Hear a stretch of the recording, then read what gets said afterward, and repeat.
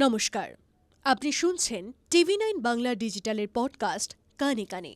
আর আমি তনিষ্ঠা বলছি। নক্ষত্র ছাড়া গ্রহ থেকেও গ্রহের জন্ম সম্ভব। সম্প্রতি এমনটা স্পষ্ট হয়েছে রয়্যাল অ্যাস্ট্রোনমিক্যাল সোসাইটির জার্নালে। সম্প্রতি প্রকাশিত হয়েছে ওয়ারউইক বিশ্ববিদ্যালয়ের এক গবেষণায়।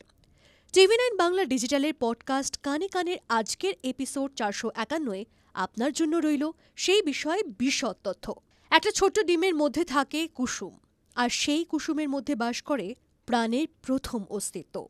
একইভাবে গ্রহের ক্ষেত্রে কুসুমের কাজ করে নক্ষত্রের আশপাশ জুড়ে থাকা প্রোটোপ্ল্যানেটারি ডিস্ক। তবে এই রহস্যময় মহাকাশের বহু রহস্যই যে এখনও আমাদের অজানা, তা প্রমাণ করে বিজ্ঞানীদের গবেষণালব্ধ তথ্য। সম্প্রতি ওয়ারউইক বিশ্ববিদ্যালয়ের গবেষকদের মহাকাশ গবেষণায় উঠে এসেছে এমন কিছু তথ্য যা পাল্টে দিতে পারে চিরাচরিত ধারণাকে। প্রোটোপ্ল্যানেটারি ডিস্ক, গ্রহের জন্ম এখানেই। নক্ষত্রের চারপাশে ঘিরে থাকা ডিস্ক মূলত তৈরি হয় গ্যাস, ধুলো এবং অন্যান্য মহাজাগতিক উপাদানের সমন্বয়ে। স্যান্ডউইচড প্ল্যানেট ফর্মেশন এক নতুন তত্ত্ব। নক্ষত্রের ডিস্কের মধ্যে আগেভাগে তৈরি হয়ে যাওয়া দুটি গ্রহের মাধ্যমে কিভাবে অপর এক নতুন গ্রহের জন্ম হতে পারে, গবেষণায় তা বুঝতে পেরেছেন মহাকাশ বিজ্ঞানীরা। পাশাপাশি থাকা দুই গ্রহের আশপাশে ঘুরতে থাকে ধূলিকণা, পারস্পরিক আকর্ষণের বলে তাদের মাঝে জমতে থাকে।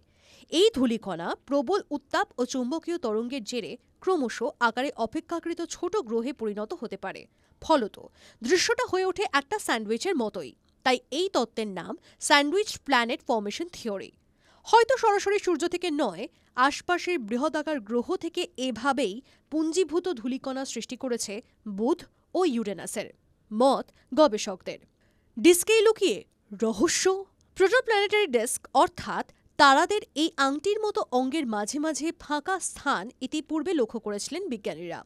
এর কারণ হিসেবে গ্রহের অবস্থানকেই মেনে নিয়েছেন গবেষকরা। ওয়ারউইক বিশ্ববিদ্যালয়ের ডরোথি হস্কিন ফেলোশিপ প্রাপ্ত অধ্যাপক ফারজানা মেরুর কথায়, আমাদের মতে ডিস্কের মধ্যেই বামন গ্রহের জন্ম হয়। আগে ভাবা হতো ডিস্কের ভিতরে জন্ম নেওয়ার পর ক্রমশ ডিস্কের বাইরে বেরিয়ে আসার সময় বড় হতে থাকে গ্রহ। তবে বেশ কিছু এক্সোপ্ল্যানেটকে নিরীক্ষা করে দেখা যায় যে তাদের আকৃতিও এই স্যান্ডউইচ গ্রহদের মতোই। ফলত শুধুমাত্র নক্ষত্র থেকেই গ্রহের জন্ম হয়েছে এই ধারণা যে ভেঙে যেতে পারে অচিরেই, তা মনে করছেন বহু বিজ্ঞানী। এক্সোপ্ল্যানেট আসলে সৌরজগতের বাইরে থাকা যে কোনো গ্রহকেই বলা হয়ে থাকে। পৃথিবীর জন্ম সূর্য থেকে? সত্যি? সম্প্রতি রাতের আকাশ খুঁটিয়ে পর্যবেক্ষণ করার জন্য যে দূরবীক্ষণ যন্ত্রগুলো আবিষ্কৃত হয়েছে, তারা মহাকাশ গবেষণায় এক নতুন দিগন্ত খুলে দিয়েছে।